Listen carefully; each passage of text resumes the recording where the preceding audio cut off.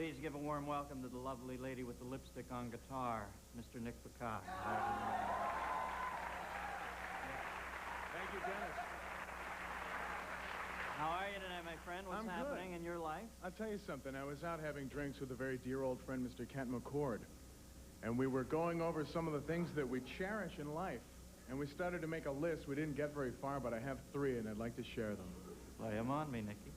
The sunshine that streams through your window on a glorious morning, festooned with the warble of the birds. Yeah. A refreshing quaff of Pilsner. Sure. I'm with you so far. And the insolent sway of an old man's scrotum.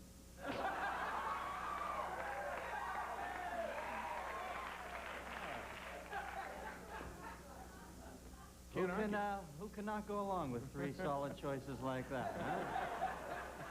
I think we're all there. Nick, very loose tonight. It's a looser, funkier Shamu at SeaWorld this year. Okay. Enough aquatic antics. Let's get to the news. The Space Shuttle Discovery launched yesterday. The astronauts will spend their time giving each other electrical shocks on the leg and spinning while blindfolded in a specifically designed sled chair. Get the feeling NASA's just run out of things for these guys to do? Right? The Hubble telescope has sent back information that indicates that the universe could go on expanding forever rather than collapse back in on itself, as scientists previously believed. To get some idea of the concept of something expanding forever, I think you have to picture a nude George Foreman lying on top of a large glass coffee table.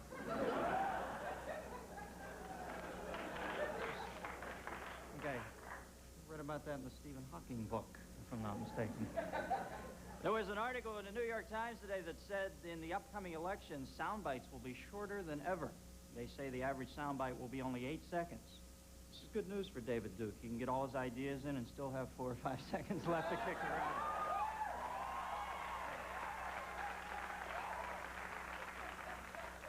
Hey, how long do you think Duke would last in that amateur hour slot on Showtime at the Apollo, huh? I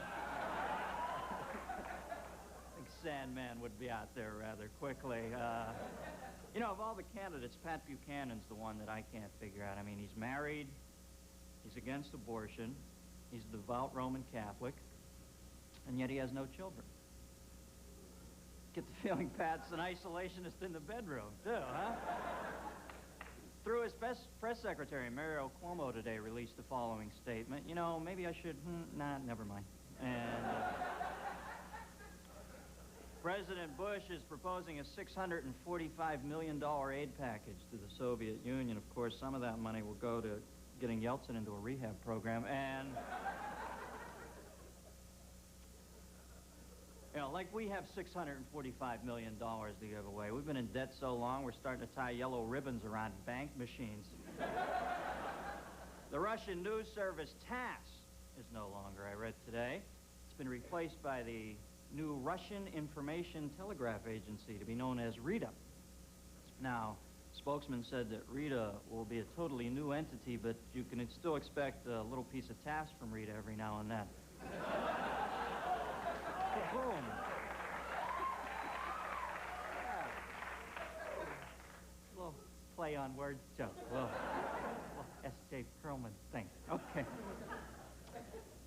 Maybe not, Denny. Lee Iacocca makes $4 million a year. Can you believe that? His counterpart at Toyota makes $700,000 a year. Iacocca, $4 million. This from the man who bought us the K car. You know, trying to find one of these on the road now is like looking for a clock in a casino, okay? I can't believe General Motors laid off 74,000 people. I mean, who's going to work on all the recalls? What the hell are they thinking over there? American Airlines has canceled 9 flights recently because there was gasoline in the drinking water. You know, you hate to bother the flight attendants, but when your coffee bursts into flames, you got to hit that coffee, don't you? You just got it. You know, you can now call the Pope on a 900 number. For $1.95 a minute, you can listen to a tape recording of the Pontiff's daily message. You can get the Pope on a 900 number. You know, I don't feel so bad about those beer commercials anymore. The Australian basketball team says it'll boycott the Olympics now if Magic Johnson participates. Yeah, hey, bro. Boy, the Olympics just won't be the same without the Australians getting their ass kicked in the first round, huh?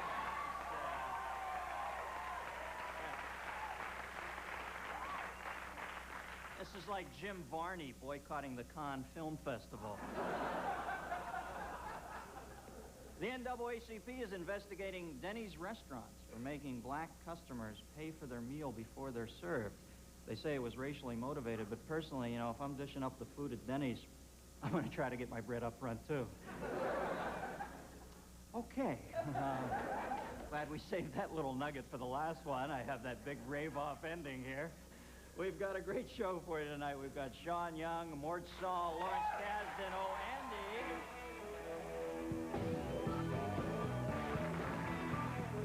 This portion of the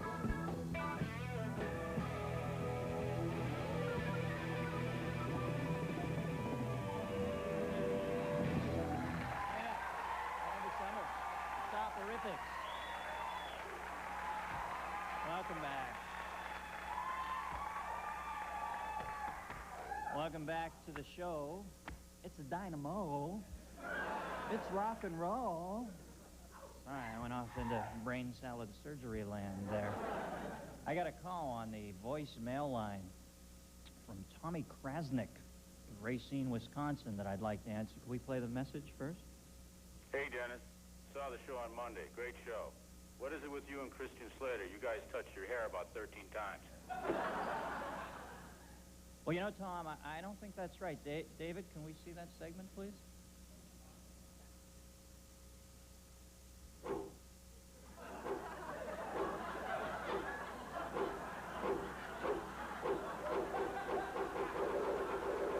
Yeah.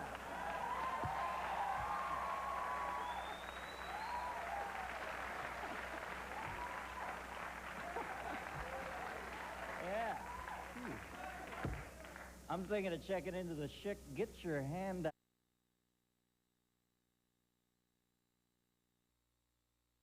Ladies and gentlemen, please rise for the rapping of our national anthem. Case 4 going to the Super Bowl. It can all come down to a field goal. The case against, the subliminal urge to read John 3:16. Case 4, if you're on the winning team, you get a Super Bowl ring. The case against, you lost your ring finger in the third quarter.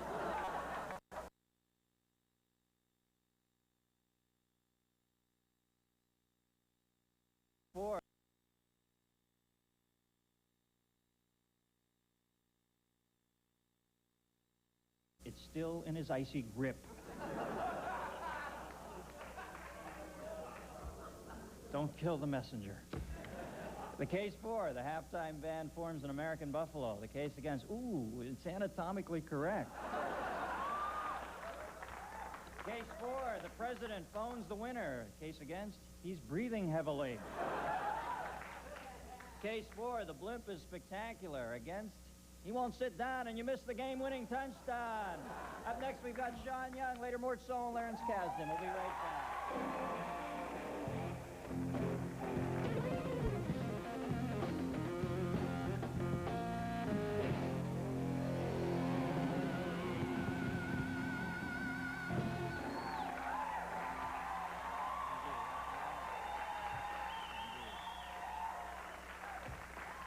Welcome back. You've seen my first guest tonight in the films Blade Runner, No Way Out, and her new film, Love Crimes. Please welcome Sean Young.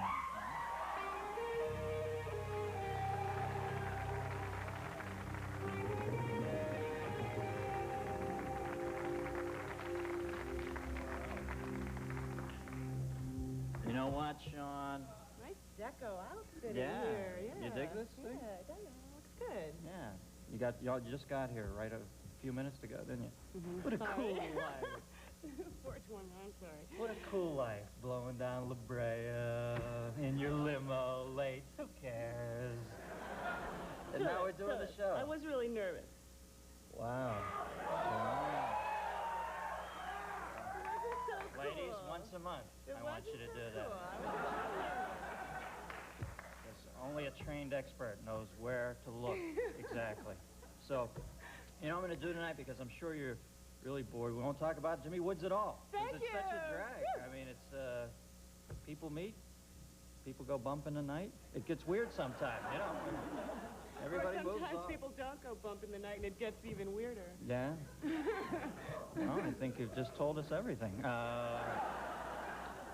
But it is weird the way Führer seems to Surround me. follow. Well, you know, it's weird. And I often wonder, I look at you, and I've seen you on a lot of talk shows, and I think, is she hated?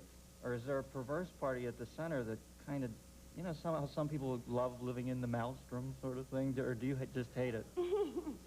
No, golly. No, I guess that I expect it now. I've kind of grown used to it. I compare it to like being a soldier. You sort of go into battle, and it's not the most comfortable thing for you, but you get wiser, stronger, and braver, and more courageous as you go along. And Hollywood is such an honest and, you know, beautiful place filled with such wonderful people that, you know, I guess I just stick out in some way.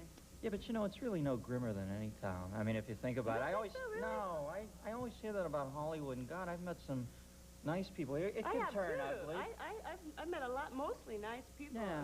but they're all in a crew. They're all like the working people, you know what I mean? Usually people in positions of power, you know, they get like intimidated if you don't take any crap. Well, you it know? can't, you know, yeah, the higher-ups can get weird sometimes, but you have to that's- remember that everybody here lives like day to day. I mean, it's so weird. They check those numbers in the morning. They check those I grosses. never check numbers. No? I mean, I just can't even relate to numbers like Yeah. that. Although I'm really hoping y'all go see Lovecraft because I'm going to go. Because, I'm going to check because out the we're numbers just on complete this one, you hippies know? over here. And we're in Marin I never County, did and- check out numbers, but seeing how numbers seem to be so important to so many people here, you know, you kind of get overwhelmed with the responsibility of all that blockbuster mentality. You Yeah, I know? think the best way to look at LA is just like a company town. You know, there's a product here. They like to put it out, and it gets, and all the press that's attendant to it, it can get weird when it turns on you. I think that's what's happened to you. I You know, don't you think can't. I tell you, I get a lot of fan mail, and I get a lot of people who give me support and encouragement, and I am surrounded by people who I work with who are also really supportive. There's a handful of little Hollywood phonies that maybe have a problem with me, but that's not the whole Right. world. Right. You know, that's a few people. Well, even the So, like- Catwoman thing got weird, right? I was just reading. Now, I always thought, I had heard this story. It kind of comes on the grapevine. She showed up in a Catwoman outfit, and that What didn't did you even hear? happen. What did you hear? I just, you wanted the part, and Yeah. you showed up in a Catwoman outfit, and they wouldn't let you in or something. Yeah, But is that so terrible? no, but you didn't even dress like Catwoman, did you? Or you Well, just I had a little you dressed cat- kind of I had slinky. like cat makeup on. The first interview was for Tim Burton. I wanted him to meet me, and he wouldn't.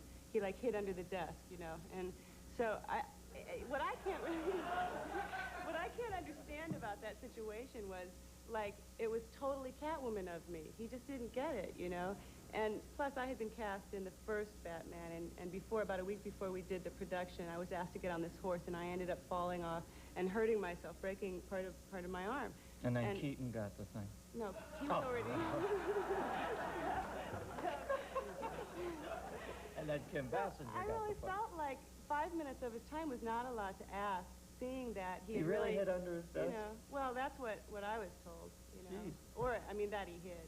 But, you know, I think that that's kind of like part of that Hollywood mentality, Mhm. which should change. People should be human beings regardless of the amount of success that, you know, drops on top of them. Now, have you come to this insight from the School of Hard Knocks, or did you have this all the way along? I think I've had a good time all along, and Yeah? I've treated people well all Yeah. along. And if somebody that I've gotten angry with, it's because I've been incited to, you know. Well, you know what? I will tell you this. When I read these stories about anybody, I often think, I'm like anybody. Human beings read stories. There's that perverse, I think it's called, the Germans call it Schadenfreude, that vague. Huh? What? There's a thing called Schadenfreude. It's like a vague pleasure you take in other people's misery, and I think human beings have that. But you know what? I don't really think I know anything about you. When I'm finished those articles, I go, oh, shit, it seems weird, and then you think, how do you know any of that exists? So I think most people think that. I don't think everybody's out I there. have that feeling, too, that there's a lot of support out there for me. You you kind know? of read it, That's- and it delights you, but you don't really know. And we're going to take a commercial. We'll be right back after this. This portion of the Dennis Miller Show is brought to you by Budweiser. Nothing beats a Bud.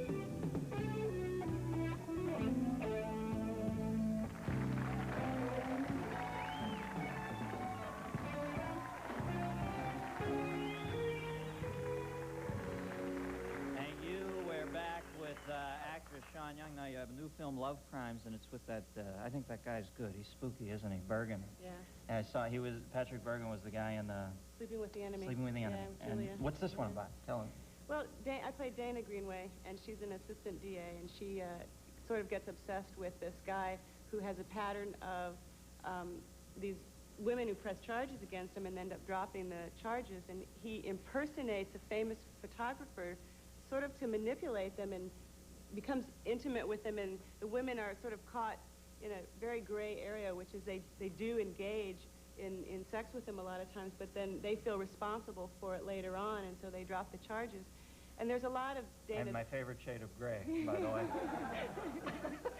It's a very European kind of film, actually. It's not real straightforward, because she has all these memories from her childhood that sort of become unleashed as she goes after this guy, which she does outside of the police, force. She sort of pretends all of a sudden that she's a cop, and then gets caught by him and thrown in this closet, and all these things start to happen to her, become available to her memory when she was a little kid, and Big closet. Big closet. yeah, and it's kind of scary for her. So Well, can we take a peek at it here? Yeah. This is a clip from Love Crimes. Whoop.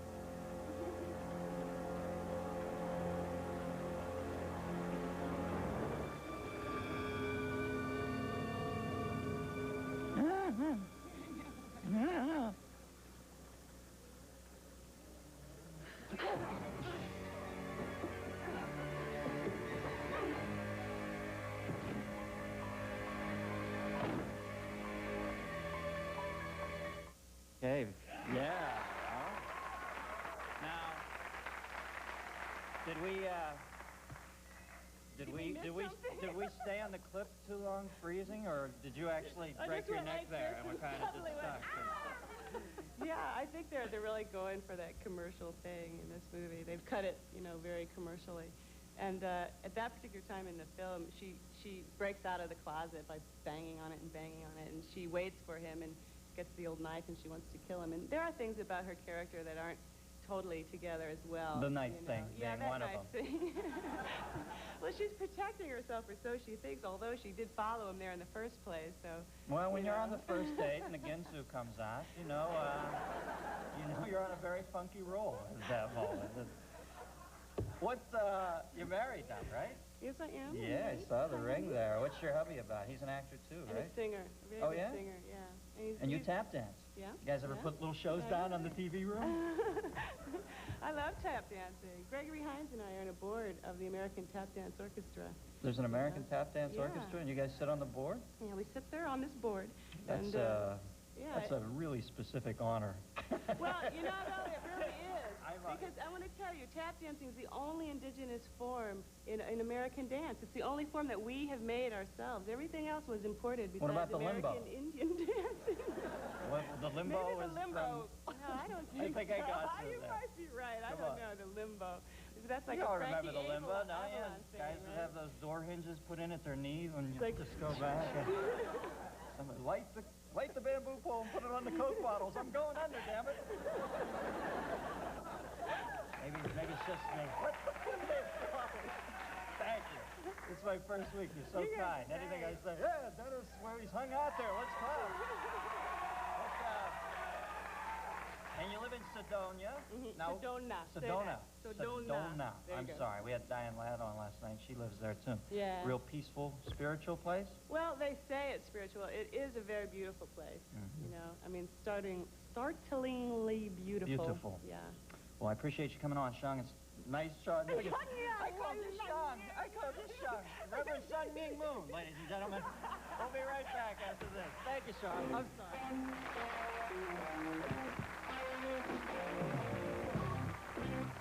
If you're going to be in Los Angeles and would like to attend a taping of The Dennis Miller Show, please drop us a note. Care of The Dennis Miller Show, Post Office Box 8160, Universal City, California 91608, or call us at 818-506-0043.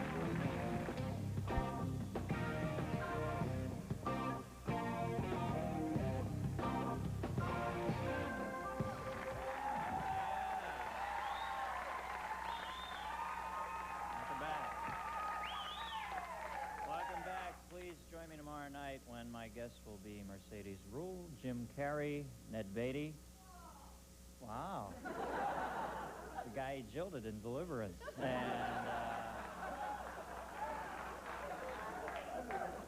And James Cameron, who, of course, invented the Cameron. My next guest paved the way in stand-up comedy for a whole generation of comedians. The original iconoclast, the great political satirist, has his own show on the Monitor Channel. Please welcome the wise one, Mort Sahl.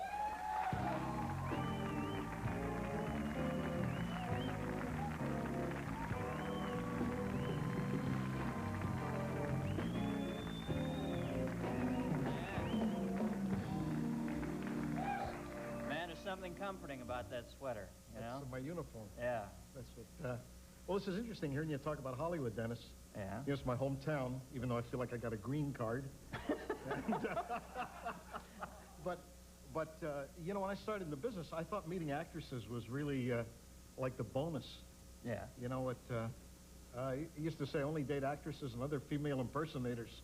You know, but all the girls I'd meet out here, you go to dinner with them, and they'd say, an Italian restaurant in Beverly Hills, and I'd say, what's your life about? And they'd say, I want to be an actress. And I'd say, why? And they'd say, I have something to say. And then I'd say, what do you have to say? And they'd say, I want to be an actress. And then we wouldn't have time to go around again, so we'd leave, you know. That's how I started, with women, that is. Well, it sounds like a really healthy thing you have with gals there. You know what, I loved your autobiography, or Heartland. I don't know, what do you call Heartland? Your manifesto, or? It was an autobiography written in the middle, before you knew how it would pan out. Mm-hmm. It was written in the middle of life. And the publisher said, I want to get a guy who's sure he's right, and then we'll see if he's right. So the book was, it was like a confessional. Yeah, I love the old stories about when you were starting. You know, this man was on the cover of Time magazine. Now, for a comedian, which to some extent is like the bastard child of this industry, or we were in the past, to think about a comedian on the cover of Time, that blows my mind. You had the ears of kings, you know, you were ran with, well, I find it fascinating you were part of that Kennedy conclave. The great thing is who you get to meet, I would say. Yeah. You know, when you were talking to Sean about Hollywood, reminded me, I was at the White House in the first Reagan term, to do a show. Mm-hmm. And for the Prime Minister of Israel at that time, who was fond of saying that the American Secretary of State, that was Begin then, Begin would say that, although they're much alike in their, Shamir and Begin, he's a protege of his, he said that Kissinger was fond of throwing him, if he was drowning 20 feet from the shore, he'd throw him a 15-foot rope and then say he had met him more than halfway. It was that kind of evening, you know? So, Begin anyway, is so Begin. they were talking about Hollywood, and Bush was talking about Hollywood being wild, and President Reagan said, it's just an 8 o'clock go-to-bed with the chickens town, and George Bush said, quote, some chickens. So you see, that's what you get to hear. What were you doing at a Reagan function, for God's sake? Well, he invited me. Yeah, but you're the last holdout there, man. You're the liberal pinup girl. You can't Well, go it's back funny there about with- him. You know, you can get very tired holding the door open for the liberals. You know, I keep getting calls now about the virtue of Oliver Stone's movie. Yeah. You know, I'm glad everybody took an interest in President Kennedy 28 years later. They may have noticed he hasn't been around the office recently. Boy, I'm telling you, you know, but you know, going back, and this is something you can really identify with, Dennis, the time that I was reading the Warren Report on the stage, or holding up a picture of Ruby shooting Oswald and saying, this is a picture of Oswald being shot while he's being guarded by 123 members of the Dallas police force, or 124 if we count Ruby. So there was nobody around then. Well, you know, that stuff's volatile. You got to watch that stuff. Yeah, you pay your yeah. you pay your price when you make points like By the that. time the crowd comes around to it, it's time to move on. Don't you find that? Well, you feel it took 28 years, or do you just feel it was such a sad event in our lives that it took a half-life of that long before we could Well, a lot confront of it came back to me. Last night I was looking at Ted Koppel. What were you doing that for? I have a satellite dish. I see you at 10:30 out of Denver. Yeah. So I went over to Koppel at 11:30, and the head, they were talking about the Warren Report. And they quoted Earl Warren, who once said, with a remark aimed at me at that time, he said, if they have any new evidence, let them come forward. And at that time, we felt that we were kind of fond of the old evidence because it had kept the virginal quality since they didn't look at it the first time. So, you know, it's like that. Now, When you say he aimed that statement at you, sure it wasn't a second Supreme Court judgment behind it? Behind it. Well, now, I like the movie. What's your take on JFK? The movie? Yeah. You weren't, I thought, take well, it it's you weren't interesting. fond of it. You know, the press is after him because they don't object to what he has to say so much as his right to say it. Right. That's really what's in question. But, you know, you have to be objective. I kind of think of myself as an artist, you know, and if that doesn't sound too pretentious to y'all, I'm not really a political figure. I took politics into the theater. I wouldn't try to go the other way at all. I don't think Oliver Stone is overwhelmingly talented. I think that a lot of the picture is very corny, and just because it absolves me, I'm not going to be selfish and say, therefore, it's wonderful. Kevin Costner, you know, Garrison is like an intellectual. They've got Kevin Costner like he fell off a turnip truck. You know. Boy, you know, I've read a little on this subject, and you know, I'm not a Kennedy foul or Kennedy assassination foul, but no. I think that Kevin Costner painted Jim Garrison in, you know, what some would say a good light. I mean, I didn't get a hayseed off him at all. I thought when he was waxing eloquent at the end, you know, remember your fallen king. I thought it was kind of touching. The real speech, believe me. You know, I was there. I was on the staff of the DA for 5 years down there. I lived there. It's much richer. It's much richer than anything you could synthesize. Sad to say the picture doesn't credit the 3 DAs who prosecuted the case, Shambra, Alcock, and Oser. Funny thing happened in the courtroom, you know. You always got to be ready for the jokes. The government doctor who did the autopsy on Kennedy, Dr. Fink, spelled all his words for the stenographer, you know. He'd spell a word, and he'd spell a word. About the 8th day, he said, the president was wounded in the occipital protuberance. The girl said, can you spell that for me, please? And he started to spell it, and he got hung up. He didn't know how many C's were in occipital. And everybody began to laugh in the courtroom, and Judge Haggerty brought his gavel down, and he said, I want to have you laughing at Dr. Fink. He's been spelling for 8 days. This is the first word he's missed. Yeah, I'm surprised they don't have a separate key for occipital. So, you know, that's their... Just hit it and move on, you know. What was it like working at the Hungry Eye back when, man? It must have been exciting. That was like the ephemeral days of stand-up in this Well, we had a great boss, you know, Enrico Banducci. Yeah. You know, he was an artist himself. He played the violin and he sang opera. And San Francisco was a place you could do something different and people wouldn't condemn you for it. You Still know? can. And well, That's it also still a pretty liberated town. became a political town after that, you know, with Ramparts magazine and all. And then there was a pall over it because of the AIDS thing and all. Got to be, you know, and all. The economy is in Southern California. You know, I'm working all around the country now, you know, with the news show. Yeah, you're doing a show for the Monitor Channel, Mort, Sahl. And the Monitor Channel is a new news channel, full-service, 24-hour news channel. I'm doing a variety show for them, which is kind of an anomaly, but it's based on the news. And we're around the country, and there's a lot out there. There's a lot between, you know, L.A. and New York. What's the format, the Heartland? What's the format of the show, though? What's it about? The monologue, then the news. We use news clips and freeze them. And then we ask questions, and then we deal with it on film and with guests, like what happened to romance in America, or what happened to the movies, or how did we go from John Wayne to Billy Crystal, or how did we go from Paul Robeson to Arsenio Hall, or, you know, we go like that. We ask questions, and then we... Oh, how did George Bush go from being George Bush King to George Bush might not get elected again? What do you think? Is it possible? Could he really botch this? Yeah, This great goodwill he has? Well, you know what we used to say about him, Dennis, was at the Republican convention, which I attended, by the way, at the convention, you remember when Charlton Heston gets up and shows the film about him being a war hero? And he says Bush was shot down over the Pacific, and he's in the Navy. And he said he was floating in the water, and at the time of Jeopardy, his entire life flashed before him, but he wasn't in it. That kind of sums up George Bush.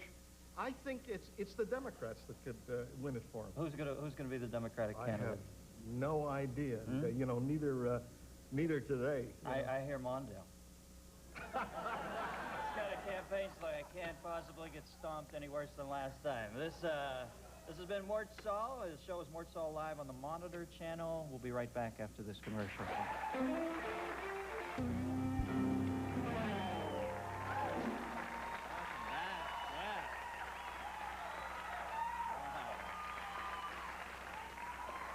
Welcome back. We are grooving. After 67 script rejection notices, my next guest parlayed his success as the screenwriter of such films as Raiders of the Lost Ark and The Empire Strikes Back, into a directing career, which includes Body Heat, The Big Chill, and most recently Grand Canyon. Please welcome Lawrence Kasdan, folks.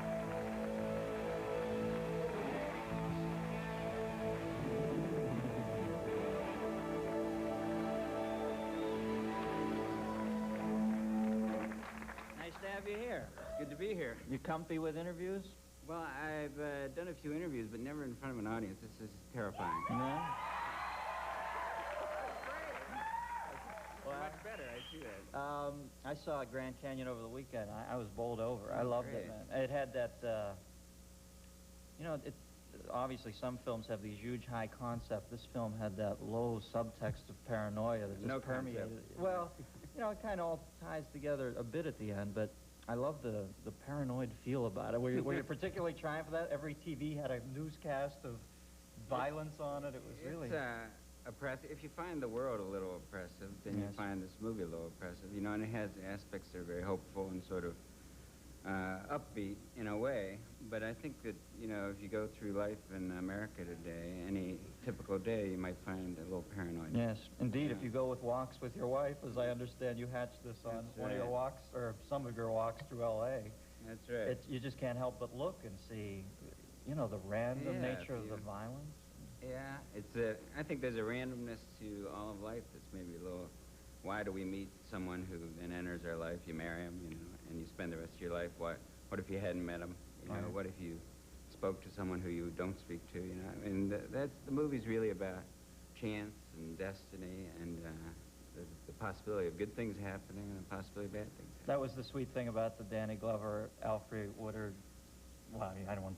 Am I gonna blow the film there? No, but no, the it's all right. hookup, is that with all this randomness of Steve Martin getting, all the Yes. problems, the fact that they met via some Yeah, of these problems actually the is whole very... movie spins out of one meeting between Kevin Kline and Danny Glover, and they just happen to meet. Yeah. But then their meeting affects the lives of everyone else in the movie. It's that domino effect. Yeah. We have a clip. Let's watch All this. right. Grand Canyon. Look, Mac, I'm an artist. Now go ahead and laugh, because everybody does. Nobody in this town will admit that a producer is an artist. Hey, how you doing? But I know what I do. I know how many lame-o directors I've had to carry on my back every step of the way and then watch as they take all the glory and reviews and awards. Which awards were those? That's okay. I don't mind working in modest anonymity. That's the way Thalberg did it, too. They're so lame-o, why do you hire them? Because I haven't got time to do it myself. Hanging around the set all day, doing that boring lighting and let them do that. That's beside the point. Point is, turn around. Turn around and go back down there.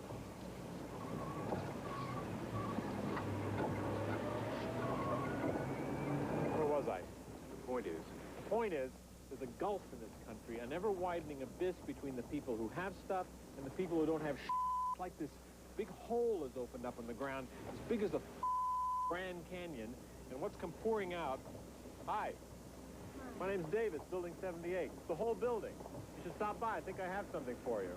This is the greatest town on earth. Go left here. Where was I? Grand Canyon? Yeah. Great movie. Steve, great movie. And you know what? I think you got to give kudos to Steve Martin for him to go from one of our most, idiosyncratically mindless comedians to the, he's quite the actor now, isn't he? Steve is a terrific actor. Yeah. And this part, it's actually a new thing for him. Yeah, Father of the Bride. Yeah. What's, why the Roberto Clemente thing? My favorite athlete of all I time. grew up is- in West Virginia, and they're our closest. Wow. Jilted by Ned Beatty in Deliverance. It's a theme show. Pirates were our team. Yeah. The Pirates of the late 50s, 60s, Roberto and Dick Groat, Don Hoke, people like that, Harvey Haddock. Nothing more regal than Clemente Well, cutting second on his way to He third, was huh? absolutely the most graceful, gifted, right fielder maybe of all time. You get an argument with Mays fans, but he was, and a very brave guy, died, taking supplies to earthquake victims in Right. Nicaragua. And the karmic beauty of it is, in baseball at least, the 3,000 hit signifies entrance into immortality. And Roberto Clemente got his 3,000 hit, I believe, a ringing double, and then he never got another hit. He That was died his taking last those. hit. If he wouldn't have got Extraordinary. that, I would have given up. He had to get that 3,000. No, there was kind of poetic justice to it, beauty. I've sat on a plane with you when we've talked about movies once years ago. I remember thinking how fascinating you were on the subject, and you also seem to be rather tough. You know, I thought this guy's very discerning about who he likes and who he doesn't. What directors do you like now that you're a hoity-toity director yourself? Oh, the directors that I've liked and been influenced by are the same ones that we respect now years later. After, you know, Howard Hawks, John Ford. I think the greatest director that ever lived is Akira Kurosawa.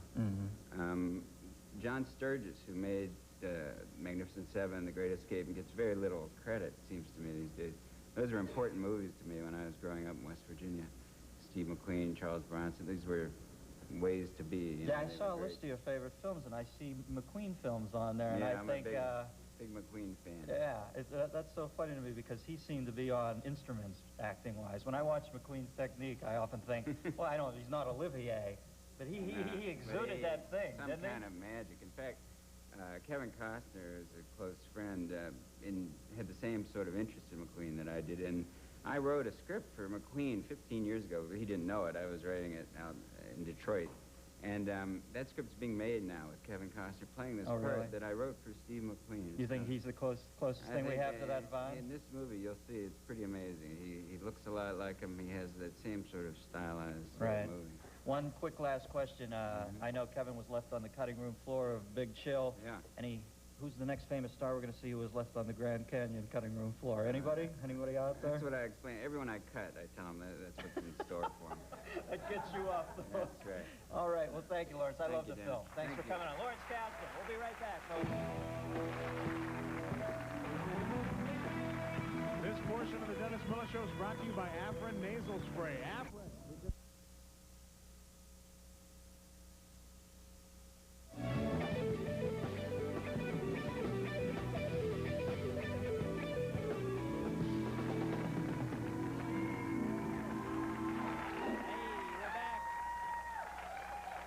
Back with Lawrence Kasdan. Sorry, I freaked out a little earlier. We still have a few minutes left with Lawrence. I was actually out of my mind. And I'm back now. Now, I can't imagine you were an ad copywriter. I have friends in that business. And It wasn't for me. I think it's a good job for some people, and some people like it, but for me it was pretty hellish. I did it for about 5 years. wow. That's Jeez. from the... Sorry, I didn't mean that. Tell the caterer, no more Mexican. I loved advertising. What was that? What happened over there, man? The Hendrix's spirit was in the studio. Who of your contemporaries? What films have you seen lately that you like? Because like I said, I found you to have good like taste a lot of in films. You know, I go in wanting to like them. You know, I think that's a good approach. You know, I wonder sometimes if people approach movies that way. It's really hard to get a movie made. It's hard to make a movie. It's hard to do it well. You know, so I tend to be pretty sympathetic to. Yeah, especially when the project isn't what one would call for mass consumption. You a fan of your contemporary John Sahl? Oh yeah, absolutely. Terrific filmmaker, very independent. Yeah, I love his stuff. City of Hope got very little attention this year. It's a great film. Yeah. And I think that I sensed some. Obviously, there was some connection between Secaucus 7 and Big Chill. It had that same what's sort of... interesting is that City of Hope is also about a city, as Grand Canyon is. We've been working independently, but we're obviously concerned about the same things. You know, these movies are coming out almost identical times, same sort of subjects, different takes on them, I hope, you know.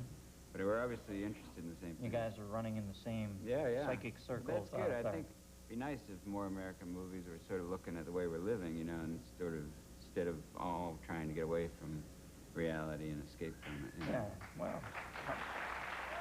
Well, thank you, Lawrence. Appreciate it. And I'm going to say we're finished now, but we'll probably be back. We probably have still more time. And I'd like to thank my guests, Sean Young, Mort, Sahl, Lawrence Kasdan. Good night, teenagers.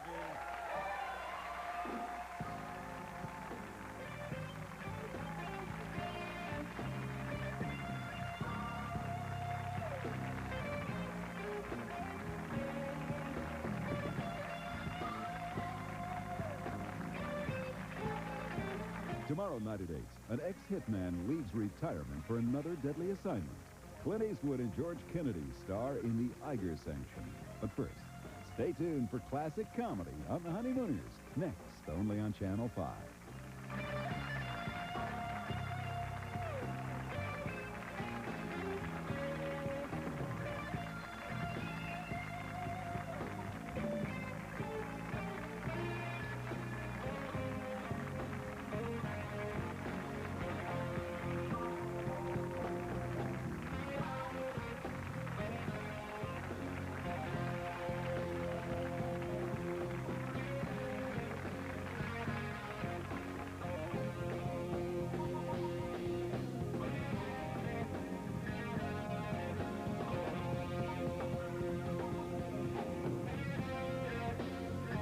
When in Los Angeles, guests of the Dennis Miller Show stay at the St. James Club and Hotel.